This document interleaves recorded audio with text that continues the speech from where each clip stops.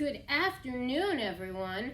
I'm the marvelous Ms. Rachel, and this is my partner, William the Wonderful.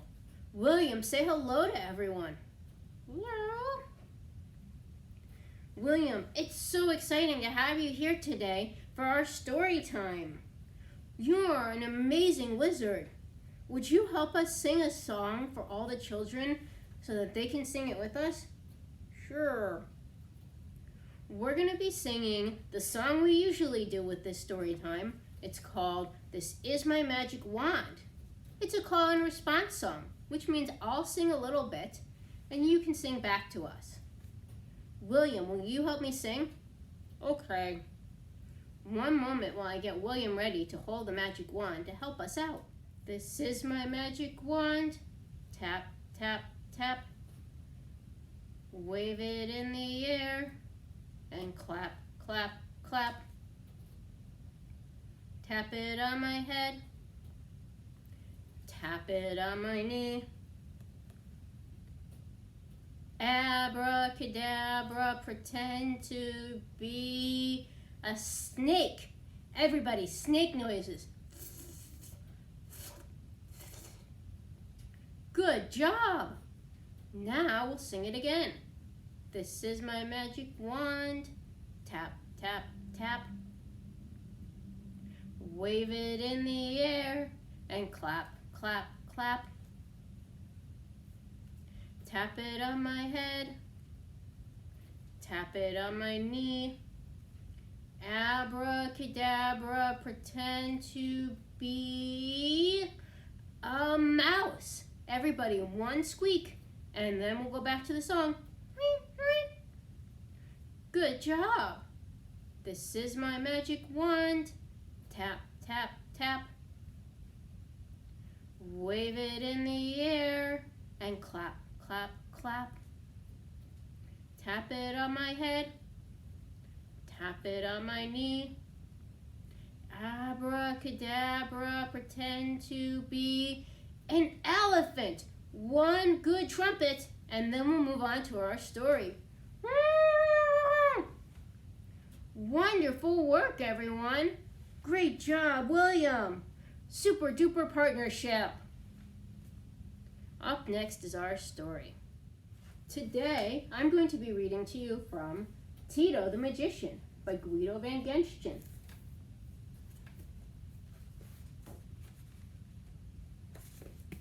There's the inside cover.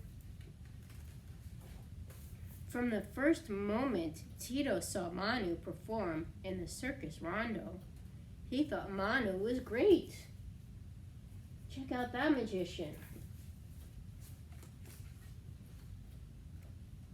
Manu could make things appear out of nowhere. Hey, I bet some of you can do that.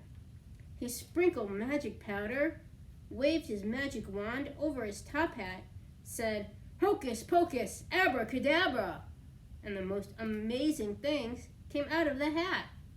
It was unbelievable.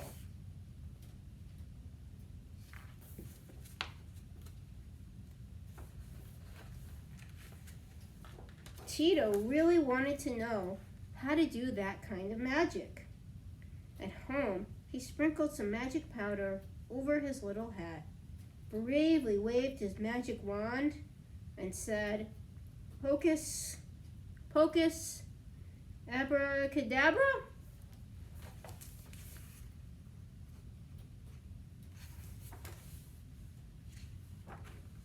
But nothing happened at all. No matter how much powder Tito used, and no matter how many times he waved his wand, his little hat remained empty. Has anyone else here struggled to do something when they were learning it? I know I have.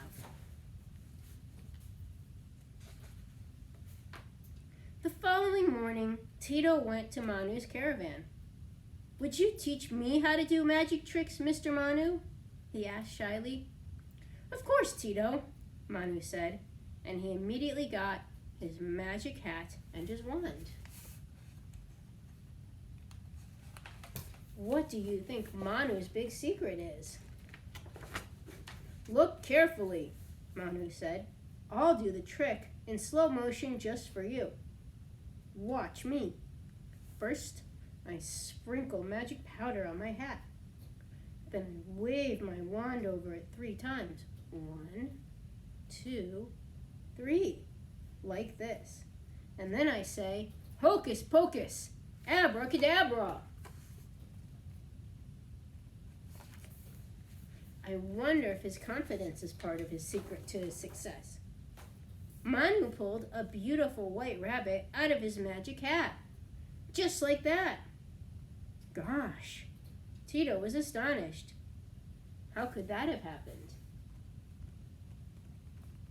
Where do you think that rabbit came from?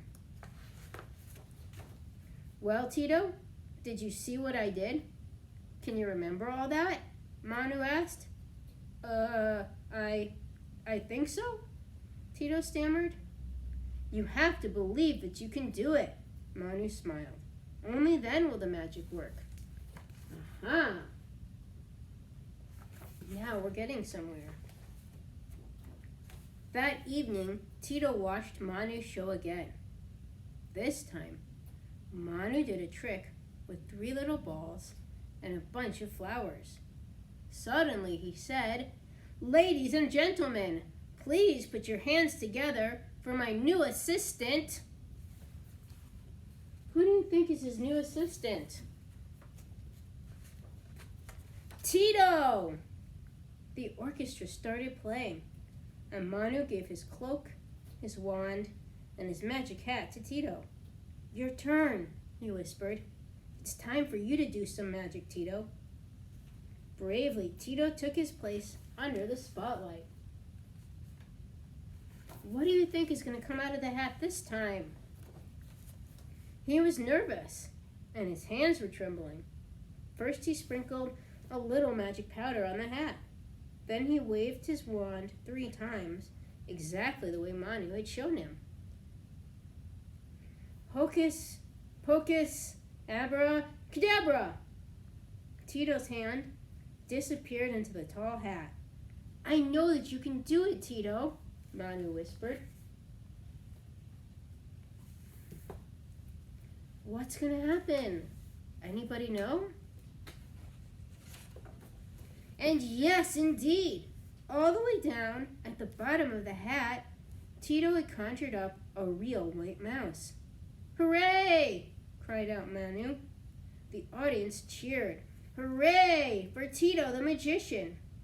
Tito smiled. He was happy and proud and excited. He had made something appear out of nowhere. He really could do magic.